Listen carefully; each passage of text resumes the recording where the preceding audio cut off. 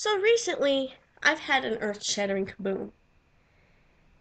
And it happened in a way I didn't expect. Now, usually when you're gaming or you're doing some kind of role-playing, these things will happen from time to time. But when it happens in your real life on a personal philosophical level, yeah, it starts making you think about it. Makes you think a little bit. It gives you a perspective.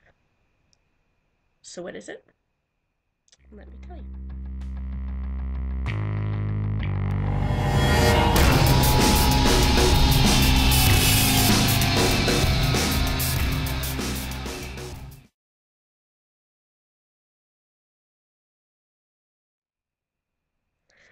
So, recently around YouTube, there has been this thing called Dramagate, in which several YouTubers got together for a project to create what they would term as fake drama just to see what people's reactions would be.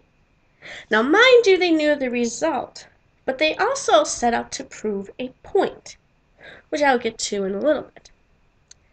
Now, these people happen to be skeptics, atheists, free thinkers, and people who I just recently heard about, and some whose videos I subscribe to and watch because I like different ideas. I like different points of view on things. I like to hear about who they are and what they do and why they think.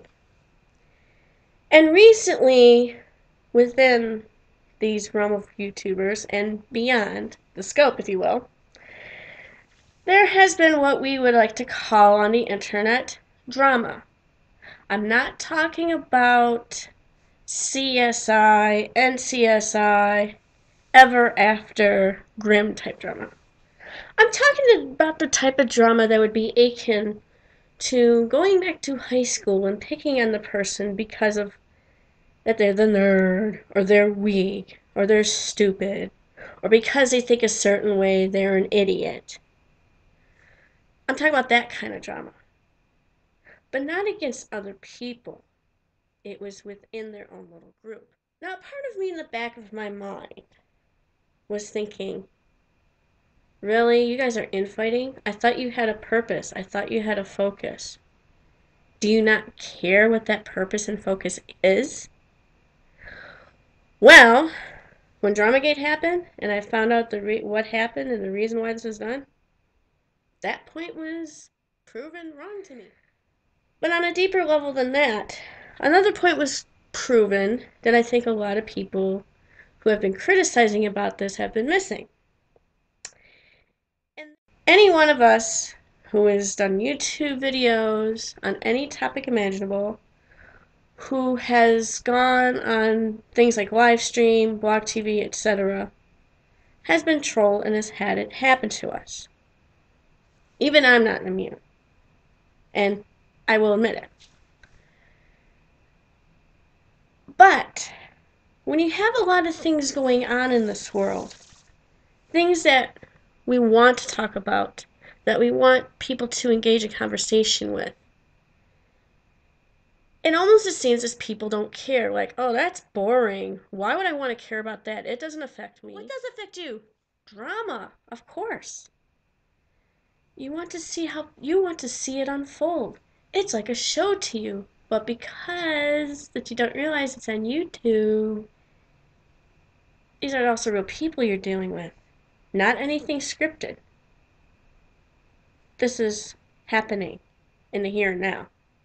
Especially if you have 10 videos queued up about the same person and the back and forth banter and everybody else getting into them. Comes to another conclusion, and it also proves something else.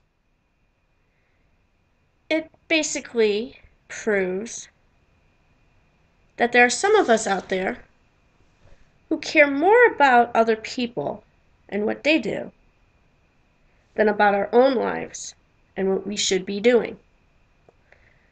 We care more about watching another person fall than building ourselves up, than taking care of the people that we care about, than doing our job, than fostering relationships that we have, instead of tearing down another person or watching it happen because it's entertainment to us. And I feel like the point was to prove, in a very brilliant way because you can only tell somebody so much till you're blue in the face that to stop the drama. And so you do it in a visual manner. Is that you're focusing on something that really has no purpose, especially if you get mad about the purpose of something that has no purpose. So, what's your purpose for getting mad if there is no purpose? And if you're getting mad at the purpose and the result, the other question comes, why do you care? Why do you care about the result? Why do you care about the purpose? Sometimes I think when people start complaining about drama a lot, they also tend to be the ones perpetuate it. They also tend to be the ones that, because their lives are so, or they feel like their lives are so dull and boring, there's nothing to do, that, oh, let's stir a little drama up, or let's test a few people because this is exciting and I just want to drive people nuts. Well, if that's the case, what does that say about you?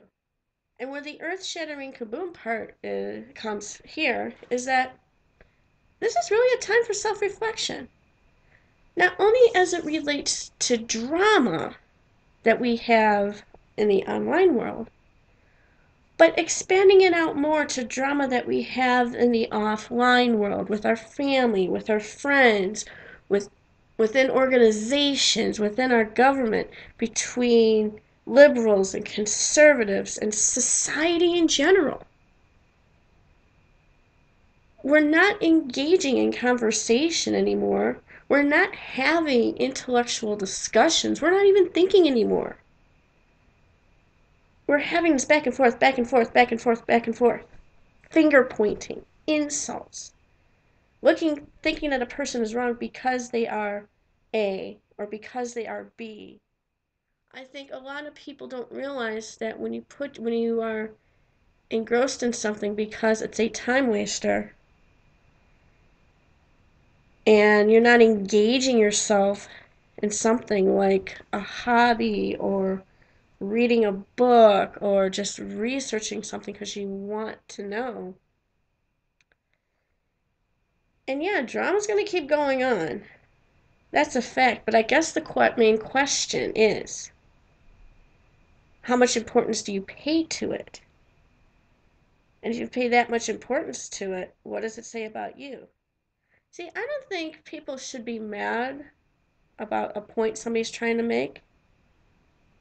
Because if they touched something and it made a person mad, chances are they did the right thing, number one.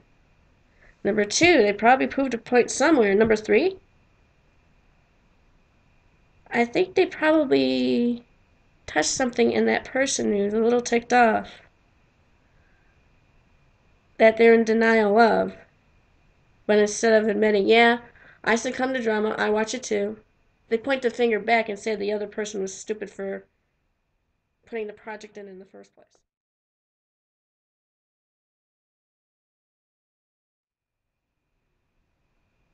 If we have drama in our lives, why is it there? Why is it perpetuated? Why do we let it perpetuate us? And more importantly, why do we perpetuate it?